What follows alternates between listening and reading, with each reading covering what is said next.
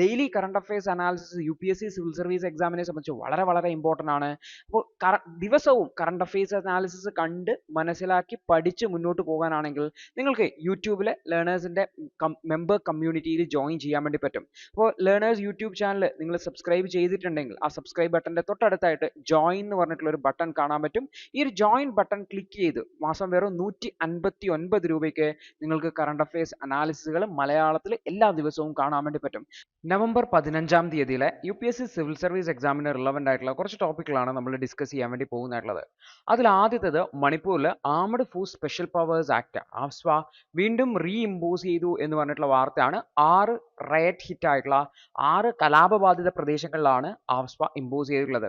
അപ്പോൾ എന്താണ് ഈ ഒരു ആഫ്സ്പ, എന്താണ് മണിപ്പൂരിൽ ഇമ്പോസ് ചെയ്യാനുള്ള കാരണം, എന്താണ് ഇതിൻ്റെ ഇമ്പാക്റ്റ് എന്നുള്ളതാണ് നമ്മൾ നോക്കാൻ വേണ്ടി പോകുന്നതായിട്ടുള്ളത്.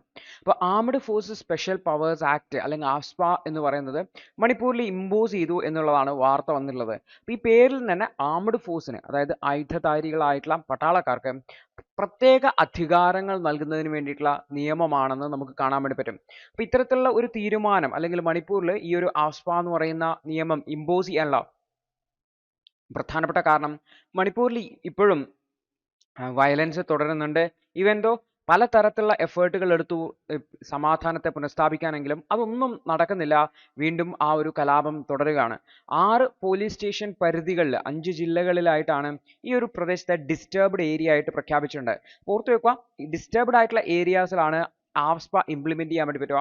അതുകൊണ്ട് തന്നെ ആ സ്ഥലങ്ങളെ ആദ്യം ഡിസ്റ്റർബ്ഡ് ഏരിയാസ് ആയിട്ട് പ്രഖ്യാപിക്കും, അതിനുശേഷമാണ് ആഫ്സ്പ ഇംപ്ലിമെന്റ് ചെയ്യുക എന്ന് ഓർത്തുക. അപ്പം നേരത്തെ മണിപ്പൂരിൽ കലാപം നടക്കുന്ന സമയത്ത് ആഫ്സ്പ ഇംപ്ലിമെന്റ് ചെയ്തിട്ടുണ്ടായിരുന്നു. 2022 അതിനെ പിന്നീട് പിൻവലിച്ചിട്ടുണ്ടായിരുന്നു. അവിടുത്തെ സെക്യൂരിറ്റി സിറ്റുവേഷൻ ഒക്കെ ഇമ്പ്രൂവ് ആയപ്പോൾ.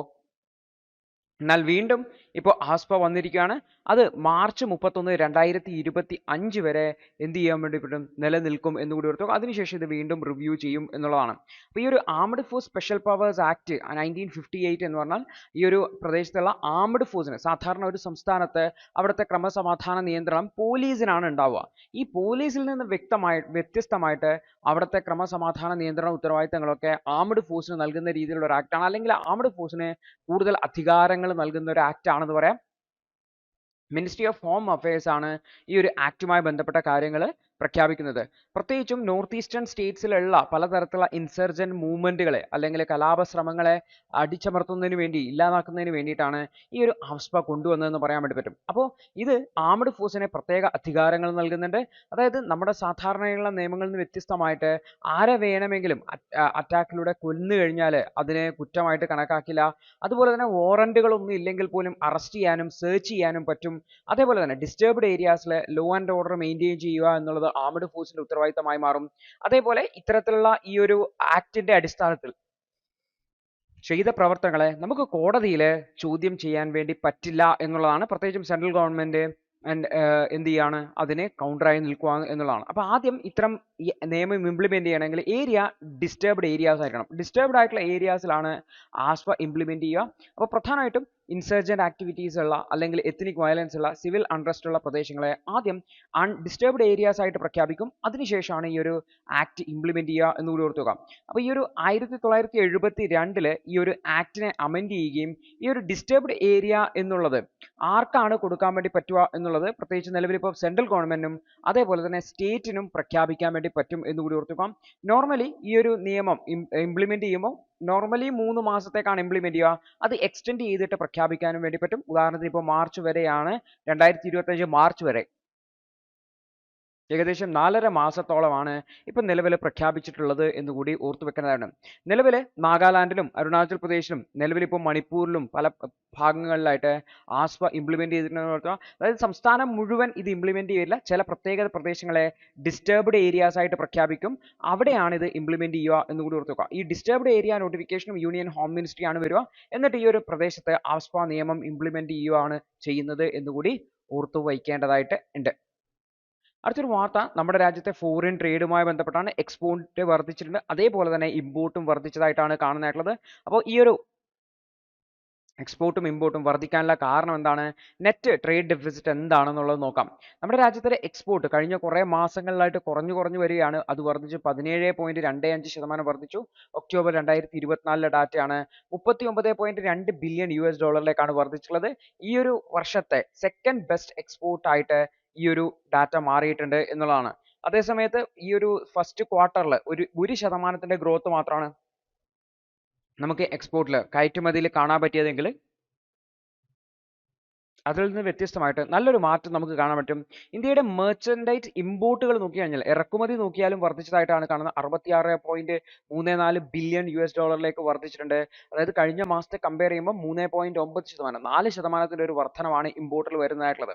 ഈ ഒരു ഇമ്പോർട്ടിന്റെ പ്രധാനപ്പെട്ട കാരണം ഗോൾഡും അതുപോലെ തന്നെ പെട്രോളിയത്തിലുമുള്ള ഇമ്പോർട്ടാണ് എന്ന് ഓർത്തുകൊണ്ടാണ്.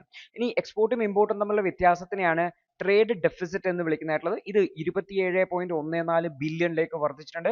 ഇത് എക്സ്പോർട്ടും ഇമ്പോർട്ടും വർദ്ധിച്ചപ്പോൾ ട്രേഡ് ഡെഫിസിറ്റും വർദ്ധിച്ചിട്ടുണ്ട്. സെക്കൻഡ് ഹയസ്റ്റ് ആണ് ഈ ഒരു വർഷത്തെ എന്നുകൂടി ഓർത്ത് വെക്കുന്നതാണ്. ഗോൾഡ് ഇമ്പോർട്ട് സ്ലൈറ്റ്ലി 1.4% കുറഞ്ഞിട്ടുണ്ടെങ്കിലും സെപ്റ്റംബർ മാസത്തിലെ 62%-ഓളം കൂടുതലായിരുന്നു എന്നുള്ളത് കൊണ്ട് തന്നെ ചെറിയൊരു ഡ്രോപ്പ് മാത്രമാണ് ഗോൾഡ് ഇമ്പോർട്ടിൽ നമുക്ക് കാണാൻ വേണ്ടി പറ്റുക. ഇനി പെട്രോളിയം ഇമ്പോർട്ട് 13.3% കഴിഞ്ഞ വർഷത്തെ സെപ്റ്റംബർ മാസത്തെ കമ്പയർ ചെയ്യുമ്പോൾ വർദ്ധിച്ചതായിട്ടുള്ളത് എന്നുകൂടി നമ്മൾ നോക്കേണ്ടതായിട്ടുണ്ട്.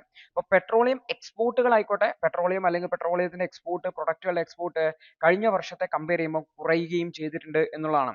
അപ്പോൾ ഈ ഇന്ത്യയുടെ എക്സ്പോർട്ടിൽ ഗ്രോത്ത് ഉണ്ടാവാനുള്ള പ്രധാനപ്പെട്ട കാരണം engineering goods, chemicals, electronics, textiles, അതുപോലെ തന്നെ റെഡിമെയ്ഡ് ഗാർമെന്റ്സ് തുടങ്ങിയവയുടെ എക്സ്പോർട്ടിലുള്ള വർധനവാണ് എന്നുകൂടി നമ്മൾ ഓർത്തു വയ്ക്കേണ്ടതായിട്ടുണ്ട്. അപ്പോൾ ഇന്ത്യയുടെ എക്സ്പോർട്ടും ഇമ്പോർട്ടും തമ്മിലുള്ള ആ ഒരു ട്രെൻഡ് ഓർത്തു വെക്കാൻ വേണ്ടിയിട്ട് ശ്രമിക്കേണ്ടതായിട്ടുണ്ട്.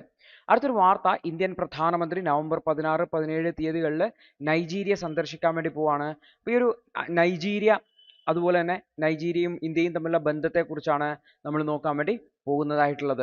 അപ്പോൾ നൈജീരിയ എന്ന് പറയുന്ന രാജ്യം നമുക്ക് ആഫ്രിക്കയിൽ കാണാൻ വേണ്ടി പറ്റും. ആഫ്രിക്കയിലെ ഏറ്റവും മോസ്റ്റ് പോപ്പുലസ് ആയിട്ടുള്ള ഒരു കൺട്രിയാണ്. അതുപോലെ തന്നെ സെക്കൻഡ് ലാർജസ്റ്റ് എക്കണോമിയാണ് നൈജീരിയ എന്ന് പറയുന്നതായിട്ടുള്ളത്. ഈ ഒരു രാജ്യമാണ് പ്രധാനമന്ത്രി ഒക്ടോബർ 16, 17 തീയതികളിൽ വിസിറ്റ് ചെയ്യുന്നതായിട്ടുള്ളത്. ഈ ഒരു വിസിറ്റ് സിഗ്നിഫിക്കൻ്റ് ആണെന്ന് വെച്ചാൽ നമ്മുടെ രാജ്യവും നൈജീരിയയും തമ്മിലുള്ള ബൈലാറ്ററൽ റിലേഷനെ ശക്തിപ്പെടുത്തുന്നതിന് വേണ്ടിയിട്ടും ട്രേഡ്, ഡിഫൻസ്, അതുപോലെ എക്കണോമിക് കോപ്പറേഷൻ തുടങ്ങിയിട്ടുള്ള മേഖലകളിൽ കൂടുതൽ സഹകരണം കൊണ്ടുവരുന്നതിന് വേണ്ടിയിട്ട് ഈ ഒരു റിലേഷൻ അല്ലെങ്കിൽ ഈ ഒരു വിസിറ്റ് സഹായിക്കുമെന്ന് ദി ഹിന്ദുവിന്റെ ഇന്നത്തെ വിശകലനം കണ്ടതിന് നന്ദി. നിങ്ങൾക്ക് ഇത് സഹായകരമായെന്ന് വിശ്വസിക്കുന്നു. ഇന്നത്തെ ബാക്കിയുള്ള വാർത്തകളുടെ വിശകലനത്തിനു വേണ്ടി ഞങ്ങളുടെ ന്യൂസ് അനാലിസിസ് ക്ലാസ്സിൽ ജോയിൻ ചെയ്ത് പഠിക്കാവുന്നതാണ്. ഒരു മാസം വെറും 159 രൂപയ്ക്ക് നിങ്ങളുടെ UPSC തയ്യാറെടുപ്പിന് ആവശ്യമായ എല്ലാ പ്രധാന വിശദാംശങ്ങളും ഉൾക്കൊള്ളുന്ന ഒരു സമഗ്രമായ ന്യൂസ് അനാലിസിസ് നിങ്ങൾക്ക് മലയാളത്തിൽ ലഭിക്കും. കൂടാതെ സിവിൽ സർവീസിനു വേണ്ടിയുള്ള ജനറൽ സ്റ്റഡീസ് ക്ലാസുകൾ കൂടി മലയാളത്തിൽ മനസ്സിലാക്കി പഠിക്കാൻ ഞങ്ങളുടെ ലേണേഴ്സ് അൺലിമിറ്റഡ് ക്ലാസ്സിൽ ജോയിൻ ചെയ്യാം. മാസം വെറും 1500 രൂപയ്ക്ക്.